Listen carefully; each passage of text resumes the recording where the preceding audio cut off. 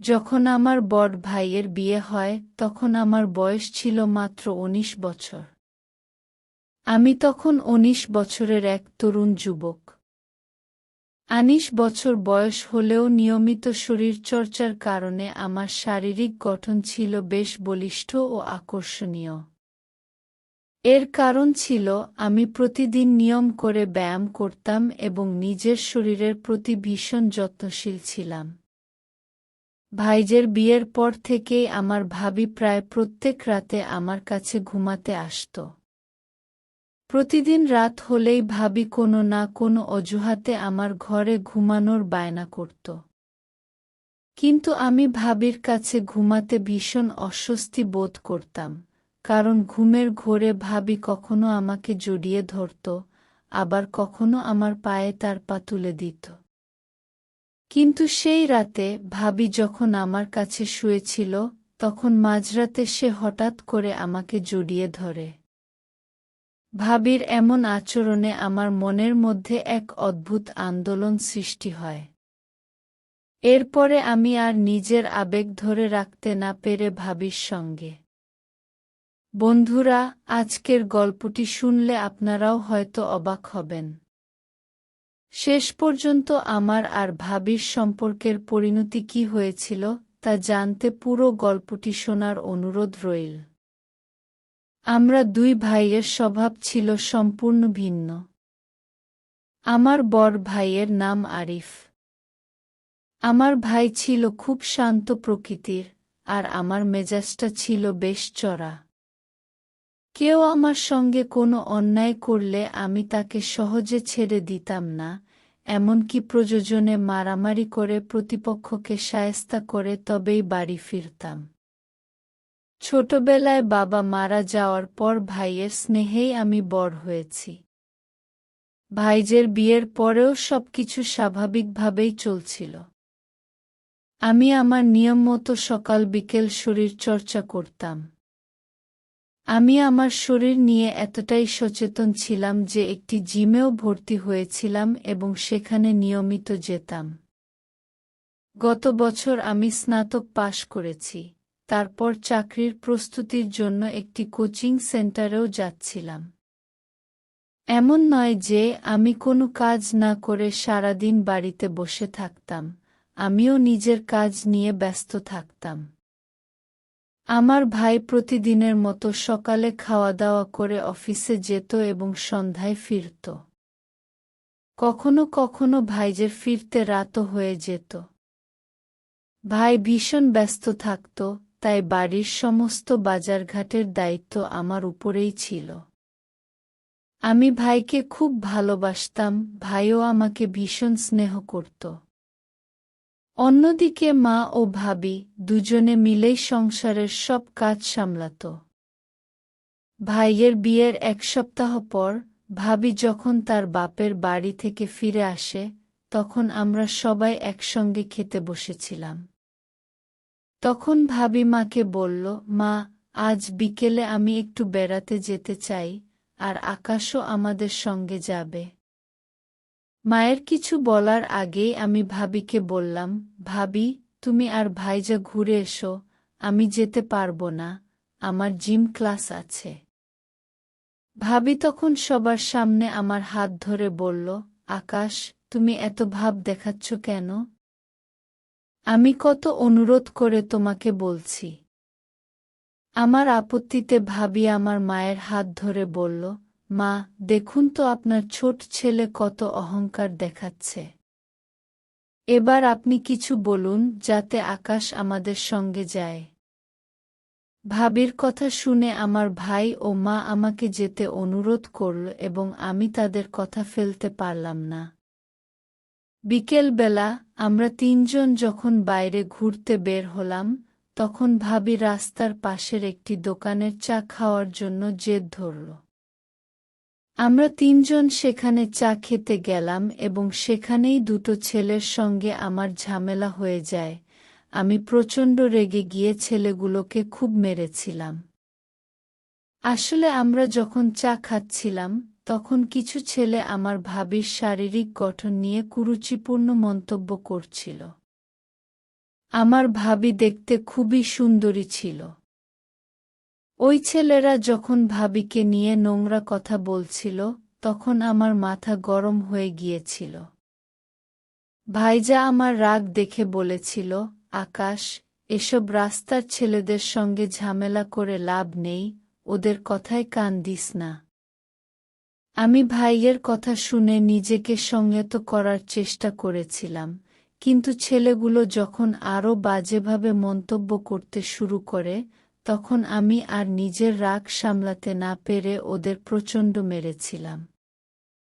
আমি আমার ভাবিকে মায়ের সমতুল্যই দেখতাম, তাই এটা আমি কখনোই সহ্য করতে পারতাম না যে আমার মাতৃসম ভাবিকে কেউ খারাপ কথা বলুক বা তার দিকে কুনজরে তাকাক।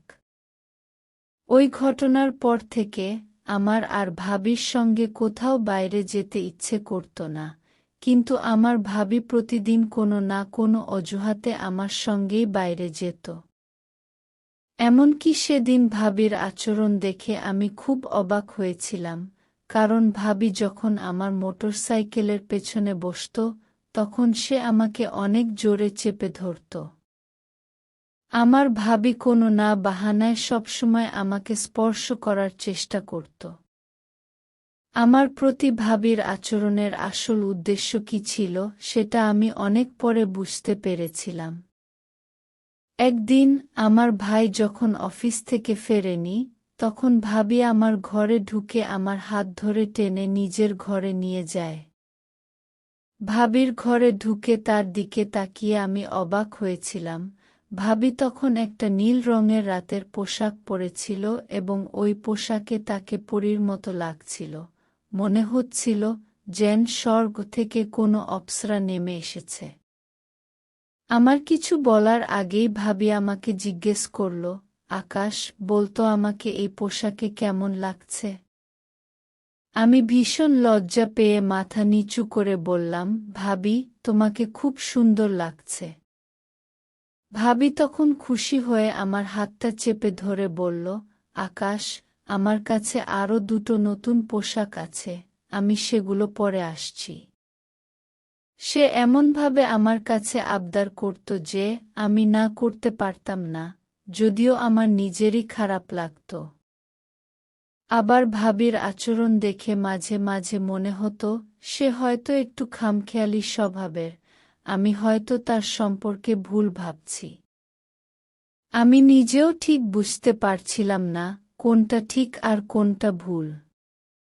ওই সময় ভাবি আমার কাছে যে আবদারগুলো করছিল সেগুলো আমার একদমই ভালো লাগছিল না, তবুও আমি চুপচাপ সহ্য করছিলাম, শুধু এটা ভেবে যে সে আমার ভাইয়ের স্ত্রী।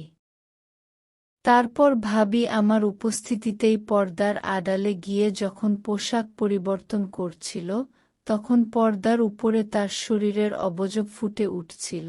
সেটা দেখে আমার শরীরে এক অন্যরকম অনুভূতি জেগে ওঠে এবং আমি উত্তেজিত হয়ে পড়ি। পরক্ষণই আমার মনে হলো, ভাবির জন্য আমার মনে যে অনুভূতি জেগেছে তা একদমই ঠিক নয়। আমি নিজেকে নিয়ন্ত্রণ করলাম এবং ভাবির অপেক্ষা না করেই সেই ঘর থেকে বেরিয়ে নিজের ঘরে চলে এলাম, কারণ আমি বুঝতে পারছিলাম যে এসব ঠিক হচ্ছে না। ভাবিকে ওই অবস্থায় দেখার পর আমার মনে যে আবেগ জেগেছিল তা অনুচিত ছিল। তারপর আবার ভাবলাম, ভাবি তো চাইলে বাথরুমের ভেতরে গিয়ে পোশাক পরিবর্তন করতে পারত, তাহলে সে কেন আমার সামনে পর্দার আড়ালে পোশাক পরিবর্তন করল? আমি কিছুই বুঝতে পারছিলাম না। ভাবি কি নির্দোষ ছিল? নাকি সে জেনে শুনেই আমাকে তার দিকে আকর্ষণ করার জন্য এসব করত? সেদিন সারারাত ভাবির কথা ভাবতে ভাবতেই কেটে যায়। এমনকি ভাইজা অনেক সময় রাতে বাড়ি ফিরতে না পারলে ভাবি আমার ঘরে ঘুমাতে চলে আসত। ভাবি বলতো তার নাকি একা ঘুমাতে ভয় লাগে, তাই আমি তখন সোফায় ঘুমাতাম আর ভাবি বিছানায় ঘুমাত। পরের দিন সকালে আমরা সবাই যখন একসঙ্গে নাস্তা করছিলাম, তখন ভাবির মোবাইলে একটা ফোন আসে। ফোনে কথা বলার পর ভাবি মা ও ভাইকে বলল তার এক প্রিয় বান্ধবী নাকি খুব শরীর খারাপ, তাই সে তার বান্ধবীর সঙ্গে দেখা করতে যাবে। আমার ভাই ও মা তখন ভাবিকে তার বান্ধবীর বাড়িতে যাওয়ার অনুমতি দেয়। ভাবি তখন মাকে বলল, মা, আপনার ছেলে তো অফিসে চলে যাবে, তাহলে আমি আকাশকে সঙ্গে নিয়ে যাব। মা তখন আমার দিকে তাকিয়ে বললেন, আকাশ, তুমি তোমার ভাবিকে সঙ্গে নিয়ে তার বান্ধবীর বাড়ি থেকে ঘুরে এসো। মায়ের কথা শুনে আমি অবাক হয়ে চেয়ার থেকে উঠে দাঁড়িয়ে বললাম, মা, আমি ভাবির সঙ্গে যেতে পারব না, আমার এখন জিম ক্লাস আছে। আমি যখন ভাবির সঙ্গে যেতে রাজি হলাম না, তখন ভাবি আমার মাকে জড়িয়ে ধরে বলল, মা, দেখছেন তো আকাশ কত অহংকার দেখাচ্ছে। আসলে আমার মা ভীষণ সহজ সরল প্রকৃতির মানুষ ছিলেন, তাই তাকে বোকা বানানো খুব সহজ ছিল। আমার ভাই তখন আমাকে বলল, আকাশ, তুমি জিম ক্লাসে পরেও যেতে পারবে, এখন তুমি তোমার ভাবিকে নিয়ে যাও। ভাইয়ের কথা আমি আর অমান্য করতে পারলাম না, তাই আমার ইচ্ছে না থাকা সত্ত্বেও ভাবিকে তার বান্ধবীর বাড়িতে নিয়ে যেতে হয়। কিন্তু আমি স্বপ্নেও ভাবতে পারিনি যে সেদিন আমার সঙ্গে এত বড় একটা দুর্ঘটনা ঘটবে। আমি তো কল্পনাও করতে পারিনি যে ভাবির মনে আমার প্রতি এসব ছিল। ভাবির বান্ধবীর বাড়িতে গিয়ে দেখি তার বান্ধবী ওই বাড়িতে একাই ছিল, সে ওই বাড়িতে ভাড়া থাকত। তারপর ভাবির বান্ধবী আমাদের ঠান্ডা পানীয় খেতে দিয়ে বলল, আমি তো অসুস্থ, তাই বাইরে থেকে কিছু খাবার আনিয়েছি। সেই ঠান্ডা পানীয়টা খাবার পর জানি না কেন আমার মাথা ঘুরতে শুরু করে। আমার মাথা যখন ঘুরতে থাকে তখন ভাবি আমাকে ধরে ফেলে। আমার শরীর খারাপ হতে দেখে ভাবির বান্ধবী ভাবিকে বলল আমাকে ভেতরের ঘরে নিয়ে যেতে। তারপর আমার ভাবি নিজের কাঁধে আমার হাত রেখে আমাকে জড়িয়ে ধরে ভেতরের ঘরে নিয়ে গিয়ে বিছানায় শুয়ে দেয়া। এরপর আমার আর কোনো জ্ঞান ছিল না। প্রায় 2 ঘন্টা পর আমার জ্ঞান ফেরে, তারপর চোখ খুলে যা দেখি তাতে আমার পায়ের তলার মাটি সরে যায়, আমার মাথায় যেন আকাশ ভেঙে পড়ে, কারণ আমার পাশে ভাবি আপত্তিকর অবস্থায় শুয়েছিল। আমার যখন জ্ঞান ফেরে তখন সে একটা চাদর গায়ে জড়িয়ে আমার দিকে তাকিয়ে মুচকি হাসে। তখন আমি অস্থির হয়ে বিছানা থেকে নেমে বললাম, ভাবি, এসব কি? আমার কিছু মনে নেই কেন? আমি কি করেছি? ভাবি তখন গায়ে চাদর জড়িয়ে বিছানা থেকে নেমে আমার কাছে এসে আমার গাল দুটো টিপে দিয়ে বলল, আকাশ, তুমি আজ আমার সঙ্গে সব কিছু করেছ। আমি তখন অস্থির হয়ে ভাবির হাতটা আমার গাল থেকে সরিয়ে দিয়ে বললাম, না, এটা ঠিক হয়নি।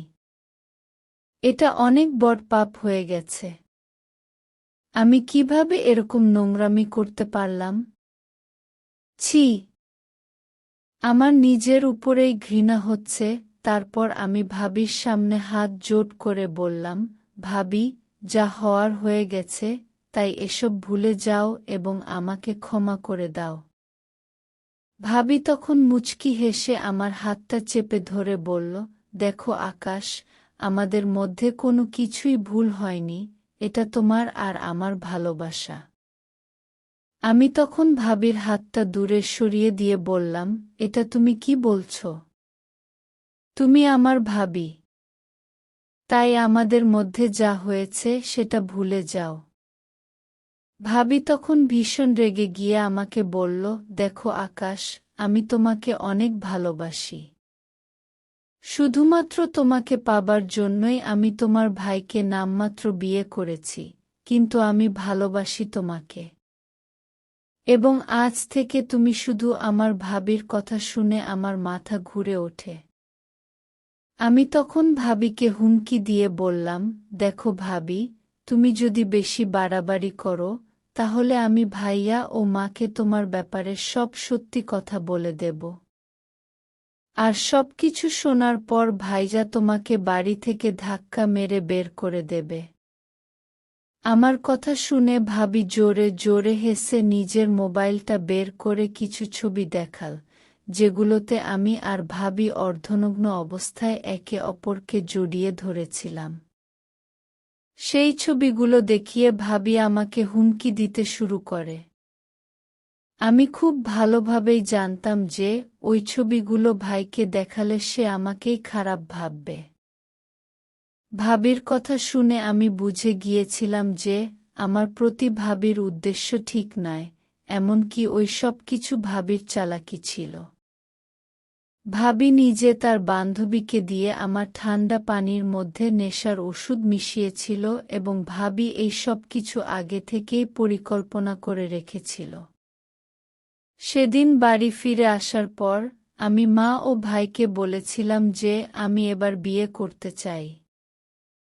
আসলে আমি ভেবেছিলাম আমি বিয়ে করে নিলে ভাবির কাছে আর কোনো উপায় থাকবে না আমাকে হুমকি দিয়ে তার সঙ্গে নোংরামি করানোর, কারণ সেদিনের পর থেকে ভাবি আমাকে হুমকি দিত তার সঙ্গে সম্পর্ক রাখার জন্য। আর আমি রাজি না হলে সে ওই ছবিগুলো আমার মা ও ভাইকে দেখানোর ভয় দেখাত। আমি তো স্বপ্নেও ভাবতে পারিনি যে যেই নারীকে আমি মাতৃসম মনে করতাম সেই নারীর মনে আমার প্রতি অন্য কিছু ছিল। আমি এক ভীষণ উভয়সংকটে পড়ে গিয়েছিলাম এবং এই কথাগুলো আমি কাউকে বলতেও পারছিলাম না, তাই আমি নিজে থেকেই বিয়ে করার সিদ্ধান্ত নিয়েছিলাম। যদিও আমার তখন বিয়ে করার কোনো ইচ্ছে ছিল না, ভেবেছিলাম আমি অন্য মেয়ের সঙ্গে বিয়ে করে নিলে ভাইয়ের সংসারটা অন্তত গেঁচে যাবে। তারপর আমি যখন বিয়ে করতে চাইলাম, তখন ভাইজা ও মা আমার বিয়ের জন্য রাজি হয়ে যায় এবং 1 মাসের মধ্যেই আমার বিয়ে হয়। আমি ভেবেছিলাম এবার হয়তো সবকিছু ঠিক হয়ে যাবে, কিন্তু আমি স্বপ্নেও ভাবতে পারিনি যে আমার ভাবি এতটা নিচে নামতে পারে। আমার মনে তো ভাবির জন্য শুধু শ্রদ্ধাই ছিল, আমি তাকে কোনোদিন সেই চোখে দেখিনি। কিন্তু ভাবি বলেছিল সে নাকি শুধুমাত্র আমার জন্য আমার ভাইয়ের সঙ্গে বিয়ে করেছে, সে ভেবেছিল বিয়ের পর আমার সঙ্গে আনন্দ ফুর্তি করবে এবং তার সৌন্দর্য দেখে আমাকে নিজের দিকে আকর্ষণ করে তার শারীরিক চাহিদা পূরণ করবে, আর আমার ভাইকে শুধু টাকার জন্য ব্যবহার করবে। কিন্তু আমার ভাবির মনের ইচ্ছা পূরণ হয়নি। এই রকম নোংরা মানসিকতার মানুষও আমাদের সমাজে বাস করে, এটা ভাবতেও অবাক লাগে, অবাক লাগলেও এটাই সত্যি।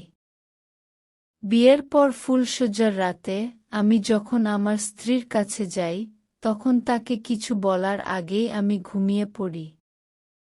ভেবেছিলাম ফুলশয্যার রাতে আমার স্ত্রীকে সবকিছু সত্যি কথা বলে দেব যে আমার ভাবি আমার সঙ্গে কি করেছে এবং এতে আমার কোনো দোষ নেই, কিন্তু আমার এত বেশি ঘুম পাচ্ছিল যে আমি আমার স্ত্রীর সঙ্গে সময় কাটাতে পারিনি, কারণ আমার ভাবি ইচ্ছে করেই দুধের গ্লাসে ঘুমের ওষুধ মিশিয়ে দিয়েছিল এবং সেই দুধ খাওয়ার পরেই আমি ঘুমিয়ে পড়েছিলাম।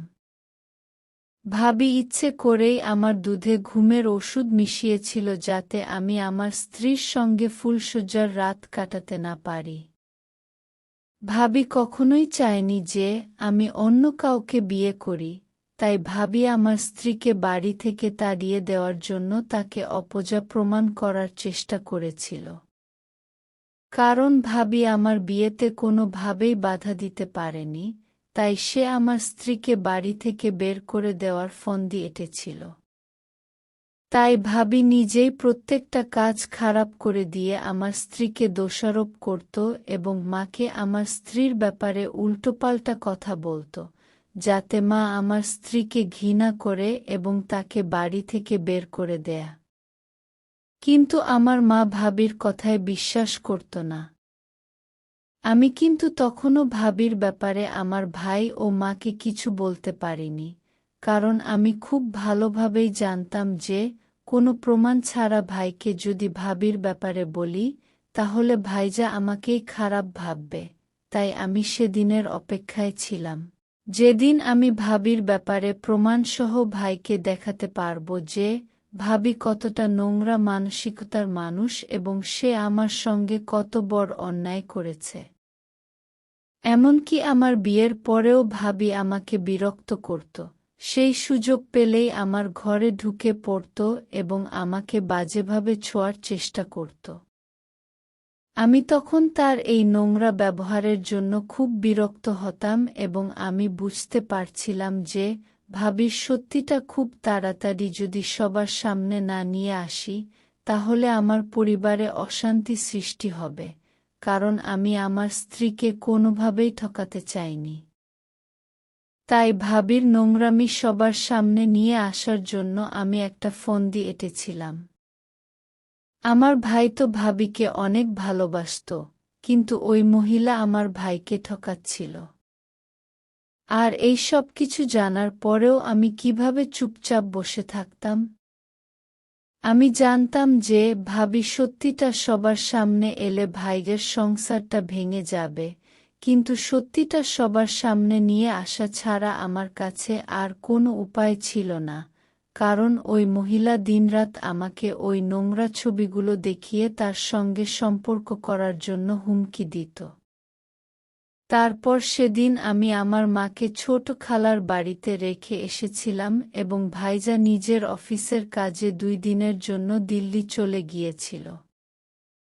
আমিও 2 দিনের জন্য ট্যুরে গিয়েছিলাম। সেদিন বাড়িতে আমার স্ত্রী ও ভাবি ছাড়া আর কেউ ছিল না। আমার ভাবি তো এটাই জানত যে আমরা সবাই নিজেদের কাজে বেরিয়েছি, কিন্তু আসল ব্যাপারটা তো আমি, ভাইয়া ও মা জানতাম। আসলে সেদিন আমরা কোথাও যাইনি, আমরা বাড়ির আশেপাশেই ছিলাম। এই ব্যাপারে আমার ভাবি কিছুই জানত না, কিন্তু আমার স্ত্রী সব কিছুই জানত। তারপর সন্ধ্যায় আমার স্ত্রী যখন ঘরের ভেতরে আরাম করছিল, তখন আমার ভাবি নিজের মাথায় নিজেই আঘাত করে চিৎকার করে আমার স্ত্রীকে বারান্দায় ডাকে। আমার স্ত্রী যখন বারান্দায় এসে দেখে যে ভাবির মাথা থেকে রক্ত পড়ছে, তখন সে অনেক ঘাবড়ে গিয়ে ভাবির মাথায় হাত দিয়ে বলল, ভাবি, তোমার কি হয়েছে? তোমাকে কে আঘাত করেছে? তোমার মাথা থেকে তো রক্ত বেরোচ্ছে।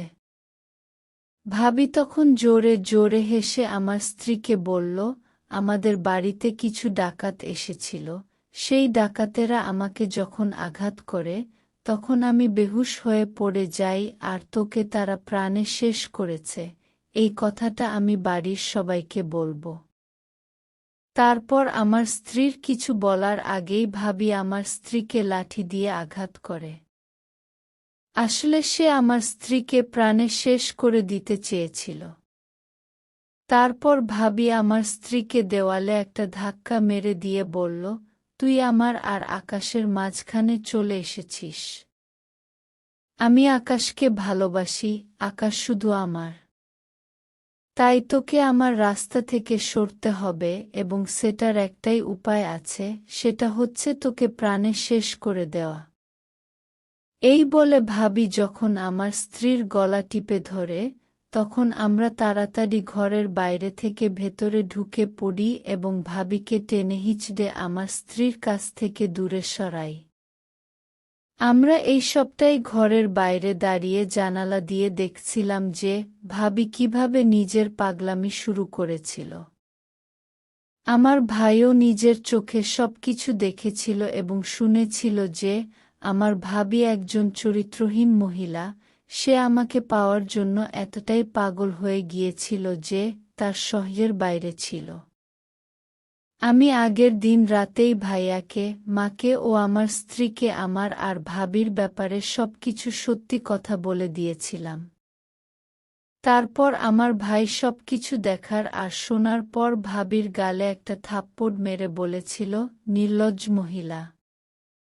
আমার ভাই তোর থেকে কত ছোট, তুই কিভাবে পারলে ওই ছেলেটার সঙ্গে এসব নোংরামি করতে? ভাবি তখন অবাক হয়ে আমাদের দিকে তাকিয়ে ভাইকে বলল, তোমরা সবাই তো নিজের কাজে গিয়েছিলে, তাহলে এখানে কেন?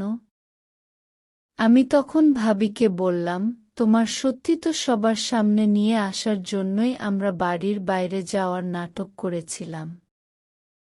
তারপর ভাইজা অনেক রেগে ভাবিকে বলল, আমি তোকে অনেক বিশ্বাস করতাম আর ভালোবাসতাম, কিন্তু তুই আমার ভালোবাসার যোগ্যই নাস। তুই আমাকে ঠকিয়েছিস, তাই আজ থেকে তোর সঙ্গে আমার কোনো সম্পর্ক নেই। তোর মতো স্বার্থপর, পাগল, নির্লজ্জ মহিলার সঙ্গে আমি সংসার করতে পারব না। এই বলে আমার ভাই ভাবিকে বাড়ি থেকে ধাক্কা মেরে বের করে দিয়েছিল এবং ৩ মাসের মধ্যেই ভাবিকে ডিভোর্স দিয়েছিল। আমি ভাইকে বলেছিলাম সে যেন ভাবিকে একটা সুযোগ দেয়া, কিন্তু ভাইয়া খুব ভালোভাবেই বুঝে গিয়েছিল যে ওই মহিলার কোনোদিন পরিবর্তন হবে না, তাই আমার ভাই তাকে ডিভোর্স দিয়েছিল। এখন আমি আমার স্ত্রীর সঙ্গে অনেক ভালো আছি এবং সুখে আছি, কিন্তু ভাইকে দেখলে আমার ভীষণ কষ্ট হয়। ভাইজা বাড়িতে থাকলে আমি সব সময় তার সঙ্গেই থাকি, তাকে এক মুহূর্তের জন্য একা ছাড়ি না, কারণ সে যে আঘাত পেয়েছিল সেই আঘাতটা সারতে অনেকটাই সময় লাগবে। ওই ঘটনার পর আমার মাও ভীষণভাবে কষ্ট পেয়েছিল, কারণ আমার মা ভাবিকে নিজের মেয়ের মতো ভালোবাসত। এখন আমার স্ত্রী আমার মায়ের দেখাশোনা ও যত্ন নেয়া, আমার স্ত্রী আমাকে ভীষণ ভালোবাসে এবং বাড়ির সবার খেয়াল রাখে।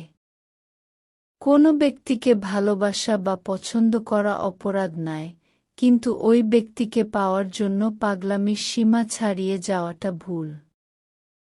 কাউকে জোর করে বা হুমকি দিয়ে তার ভালোবাসা কখনোই পাওয়া যায় না।